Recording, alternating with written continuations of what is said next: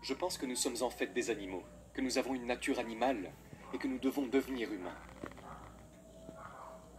Et nous devenons humains en surmontant certaines de ces forces animales profondément enracinées en nous.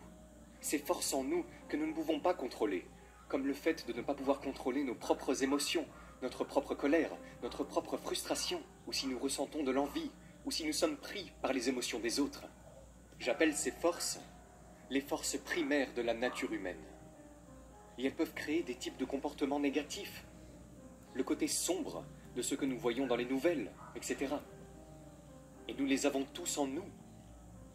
Parce que la façon dont nous avons évolué, il y a des millions d'années, a servi un but très précis dans notre survie en tant qu'espèce. Mais les savanes d'Afrique de l'Est ne sont pas les bureaux de la Silicon Valley, ou l'Amérique du XXIe siècle. Le monde n'est pas le même. Nous ne sommes pas faits pour nous adapter à ce nouvel environnement technologique dans lequel nous sommes. Nous avons toujours ce cerveau de lézard, ces parties animales de notre nature.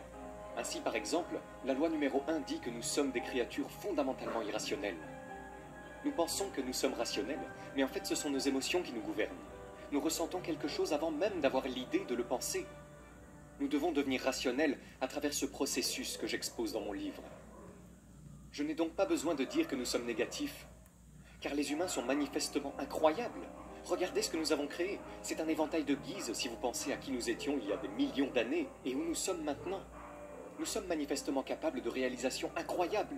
Nous sommes également l'animal social le plus brillant de la planète. Nous sommes capables de coopérer et de travailler en équipe à un niveau qu'aucun autre animal n'a jamais atteint. Donc il y a évidemment un autre côté de l'histoire. Mais pour devenir plus grand, pour devenir vraiment humain, nous devons surmonter ces forces que j'ai exposées. Par exemple, nous sommes construits pour nous comparer constamment aux autres. Nous pensons toujours à ce que l'autre personne a et comment nous sommes par rapport à elle. Recevons-nous autant d'attention que cette autre personne? Cela commence avec nos enfants. Nos parents nous accordent-ils plus d'attention qu'à nos frères et sœurs? Ainsi, nous nous comparons continuellement en termes de rang, de pouvoir, de statut aux personnes qui nous entourent. Et c'est une force profonde en nous. Et c'est constant, chaque jour, chaque instant. Et on ne se rend pas compte qu'on est en train de vivre ça. Et les médias sociaux exacerbent complètement cette tendance de la nature humaine. Il y a aussi la contagiosité des émotions qui est extrêmement puissante. Nous avons tendance à nous considérer comme des êtres humains autonomes, indépendants, qui ressentent de l'affection, de la colère ou de la frustration par eux-mêmes. Nous ne réalisons pas à quel point nous sommes affectés par les émotions des personnes d'un groupe. C'est l'effet viral. Les émotions sont extrêmement contagieuses. Avant l'invention du langage, les humains devaient être capables de communiquer entre eux en captant simplement l'humeur des autres. Et si une menace pesait sur notre groupe ou notre tribu, la capacité à ressentir la peur et la colère ensemble nous liait et nous aidait à survivre. Mais cela ne sert pas à grand-chose dans le monde d'aujourd'hui, où les émotions virales peuvent être très dangereuses. Et nous en voyons beaucoup sur les médias sociaux. Je suis vraiment inquiet pour les gens aujourd'hui. Mais maintenant, mon inquiétude est que les gens sont tellement immergés dans leurs smartphones, dans leur technologie, qu'ils ne comprennent pas les gens. Ils n'observent pas les gens. Et cela a été documenté dans des études selon lesquelles les niveaux d'égocentrisme et de narcissisme des jeunes, par exemple, n'ont cessé d'augmenter depuis les années 70. Nous sommes l'animal social le plus important de la planète. Notre survie dépend de notre relation avec les autres, si nous les comprenons à un certain niveau. Et je trouve que beaucoup de gens, de plus en plus dans le monde, sont vraiment mauvais dans l'observation des éléments de base de la psychologie humaine. La position dans laquelle je me trouve maintenant est que je suis consultant pour beaucoup de personnes célèbres très puissantes.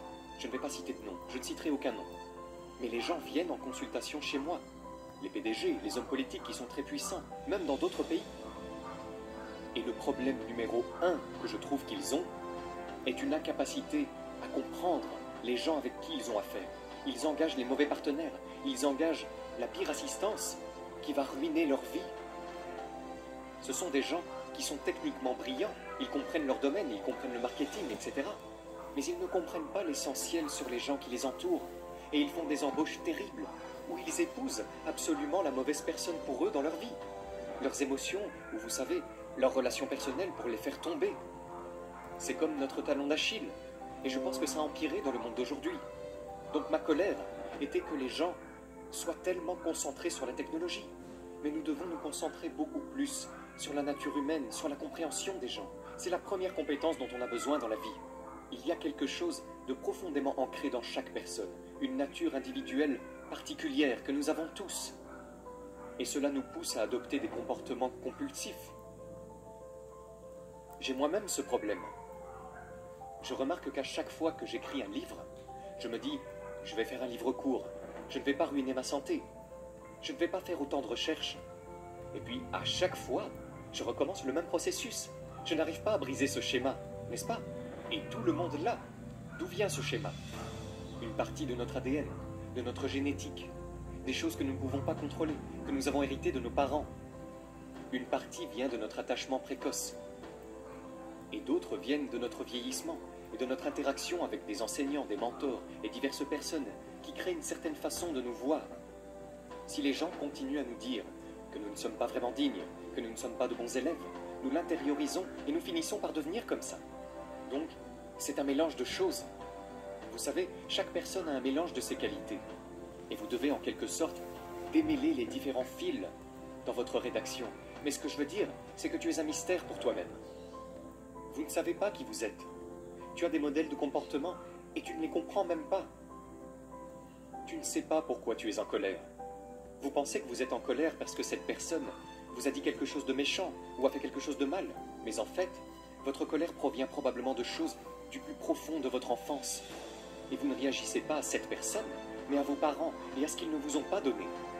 Vous savez, l'origine de la sagesse selon les Grecs était « connais-toi toi-même », n'est-ce pas? Et je crois fermement que la connaissance de qui vous êtes est une fin en soi et vous aidera de bien des façons à devenir l'être humain que nous avons tous le potentiel de devenir. Je crois donc beaucoup aux petits pas, à l'apprentissage quotidien des choses. Normalement, quand on ressent une émotion ou qu'on a une idée, on ne l'examine pas.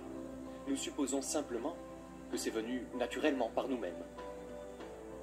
Je veux que vous vous examiniez chaque jour et que vous vous demandiez « Pourquoi ai-je cette idée ? Pourquoi est-ce que je ressens cette émotion soudaine ?» Et ce n'est pas facile, cela peut prendre du temps et nécessiter un degré d'introspection avec lequel vous n'êtes pas à l'aise. Mais si vous commencez à vous demander « Pourquoi je me sens comme ça ?», à l'examiner et à chercher d'autres sources, vous pouvez commencer à comprendre au lieu d'accepter simplement comment vous vous sentez ou que vous avez telle ou telle idée. Alors remettez-vous en question. Arrêtez de croire que tout ce que vous faites est si brillant, si intelligent et si juste.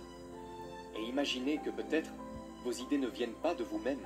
Peut-être que vous ressentez une certaine colère politique ou quoi que ce soit d'autre parce que vous le supposez simplement à partir d'autres personnes. Vous suivez des choses sur Facebook et vous vous laissez emporter par une émotion virale.